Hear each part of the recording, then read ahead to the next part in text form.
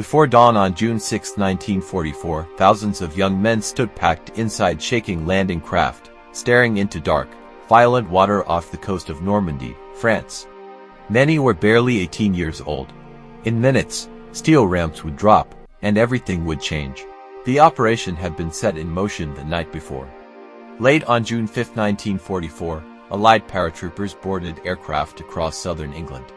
Just after midnight on June 6, 1944, planes roared over the English Channel.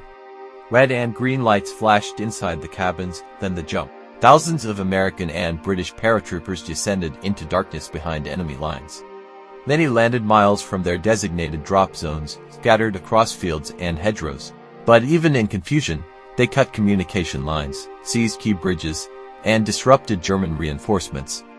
The invasion had begun before the beaches ever saw a single boat. At approximately 6:30 a.m. on June 6, 1944, the first assault wave struck Omaha Beach.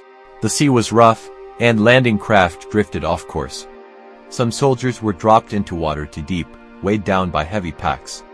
As the ramps fell, machine gun fire tore across the shoreline from fortified German bunkers positioned high on the bluffs.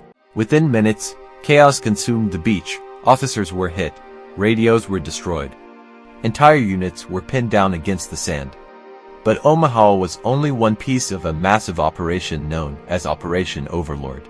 To the west, at Utah Beach, American forces landed slightly off target but faced lighter resistance. British troops stormed Gold and Sword beaches.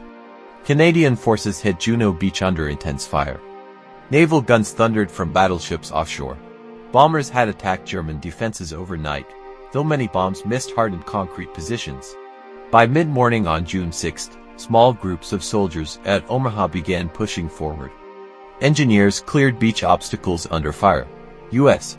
Army Rangers scaled the cliffs at Pointe du Hoc, fighting hand-to-hand to silence German artillery. Progress was measured in yards and in lives. By nightfall on June 6, 1944, more than 156,000 Allied troops had landed in Normandy. Thousands were dead or wounded, but a fragile foothold had been secured. What happened that day was not clean, it was not flawless. It was confusion, fear, courage, and relentless determination unfolding hour by hour.